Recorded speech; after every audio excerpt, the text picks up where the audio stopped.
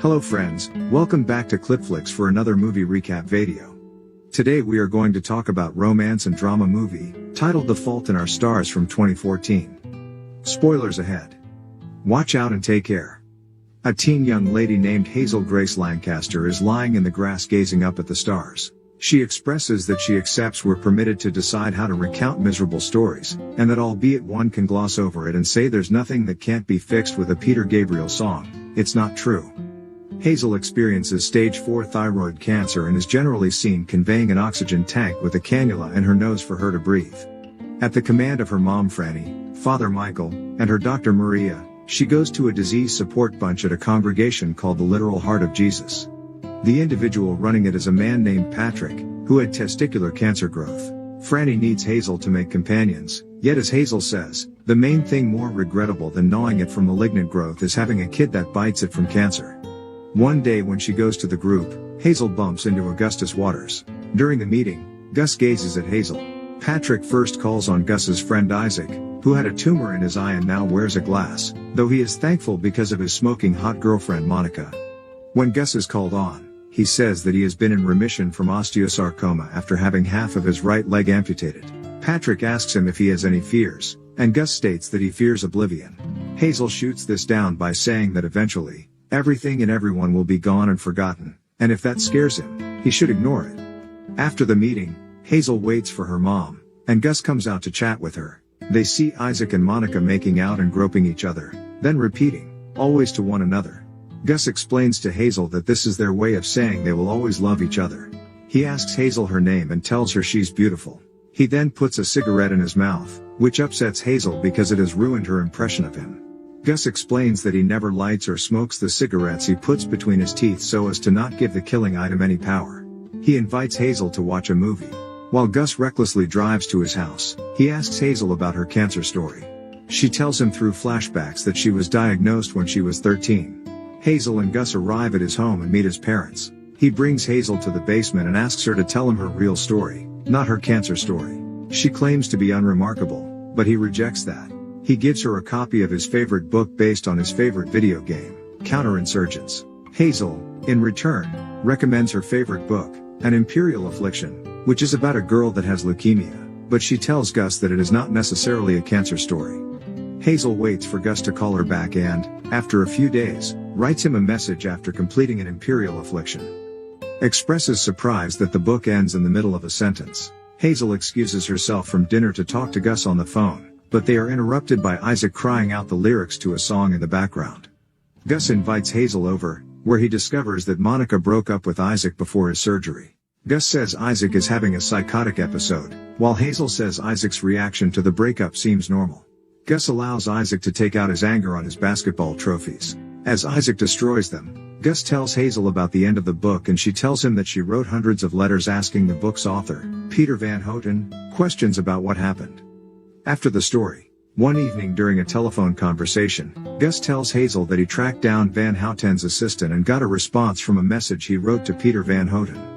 Van Houten thanked Gus for his and Hazel's interest in the novel, and that he has no current plans to write any follow-ups to An Imperial Affliction. Hazel is surprised that it took that one email to get a response.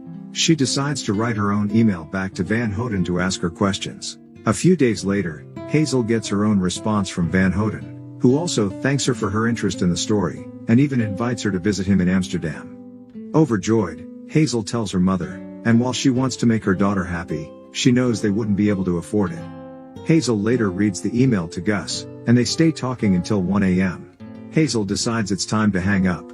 Okay, Gus responds. Okay, Hazel says back. Gus decides that okay can be there always. Hazel tells Gus about the invitation and Gus suggests asking the genies to grant his wish. Hazel claims that she has already fulfilled her desire to go to Disney World. Gus is disappointed that he used his wish in a cliché. Sometime later, Gus shows up at Hazel's with orange tulips in a basketball jersey designed by Rick Smits, the Dutch basketball player, and then invites her to a picnic in a park with a giant skeleton named Funky Bones, a replica of a work of art by a Dutch artist. Gus jokes that he brought all his romantic conquests here and that's why he's a virgin. He even illustrates it by drawing a circle in the land. While they have their picnic, Gus tells her that he spoke to the genies and convinced them to grant his wish to bring Hazel to Amsterdam. She is excited. Hazel wakes up in the middle of the night having trouble breathing as fluid fills her lungs. Her parents rush her to the hospital, with Gus waiting outside since he is not allowed in. After a meeting with the doctors, they determine that she is physically unfit to travel anywhere in her condition. Feeling discouraged, Hazel does not answer Gus' phone calls and texts. She is sitting in front of a swing. She calls Gus and expresses her sadness. He walks over and they sit on the swing. He tells her that keeping her distance from him doesn't diminish his affection for her. She compares herself to a grenade and one that will explode and destroy everything in its wake. Not wanting to hurt Gus, Hazel decides they should remain friends. Days later, Van Houten's assistant Liedewee emails Hazel to extend the invitation again after learning that they will be traveling to Amsterdam in a week. Hazel calls her mother in, and she admits that she wanted to surprise her together with her father, but they are indeed going to Amsterdam. Hazel hugs Franny and then texts Gus. Gus arrives in a limo to select out up Hazel and Franny, affirming he desires to journey in style. On the aircraft, Gus turns into apprehensive as he has in no way flown on an aircraft before, and he turns into excited when they take off. When Hazel offers Gus a peck at the cheek, Franny reveals them adorable.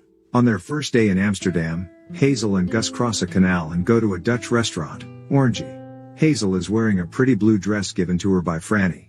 Franny is struck by Gus' beauty while smoking, and Gus is blown away by Hazel's beauty. At the restaurant, they are welcomed like Mr. and Mrs. Waters. They have served Dom Perignon for the first time and have fun.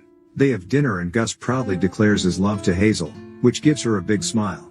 The waiter arrives with more champagne and says the dinner was paid for entirely by Van Houten. The next day, Hazel and Gus go to meet Van Houten. They are greeted at the door by Liedewee. There is unopened fan mail all over the floor. The couple finds Van Houten in his pajamas, drinking scotch. They sit down so Van Houten can answer their questions, but he instead orders Liedewee to put on Swedish rap. Despite the loud rap, Hazel starts to ask her questions, such as the fate of Anna's mother and the Dutch tulip man, but Van Houten only responds with philosophical nonsense. Gus asks him if he is messing with them, and Van Houten makes a rude comment about Gus's cancer. He only gets worse by refusing to answer Hazel's questions and insulting her and Gus's sicknesses. Hazel and Gus storm out.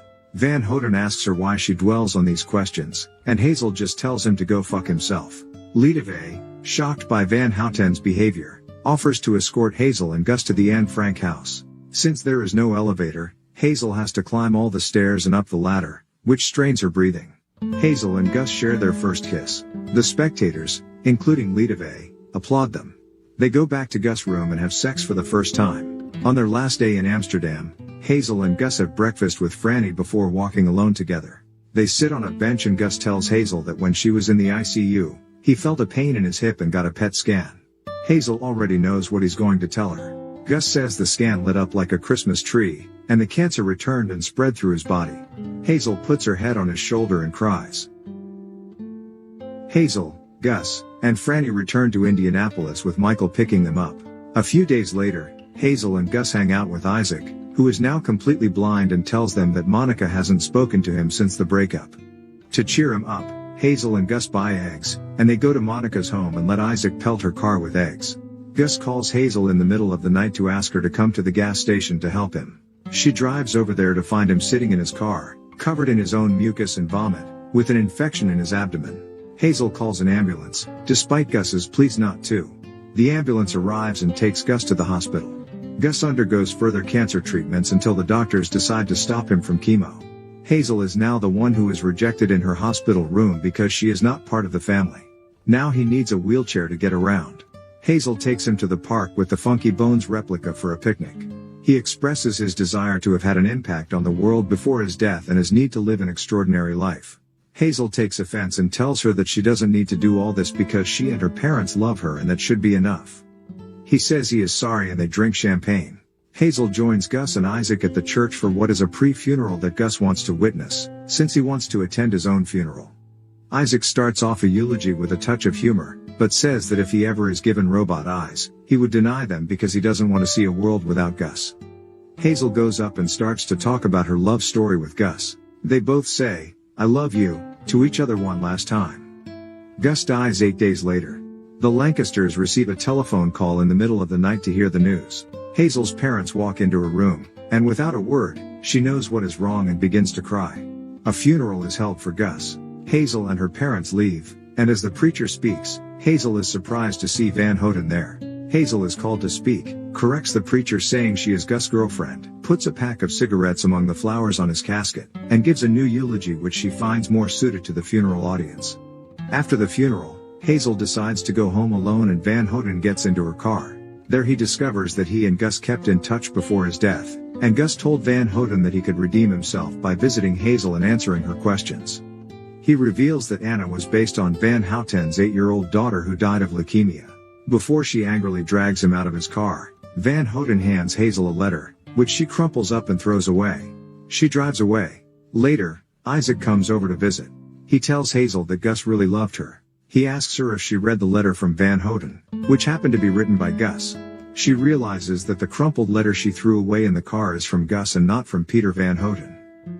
The letter is a eulogy for Hazel written by Gus, saying that he snuck into Hazel's room in the ICU while she slept, holding her hand, and how he thought about them together. He expresses his admiration for her beauty and personality, and adds that people can choose who hurt them. Gus liked his choice, and he hoped Hazel liked hers. He ends the letter with, "Okay, Hazel Grace?"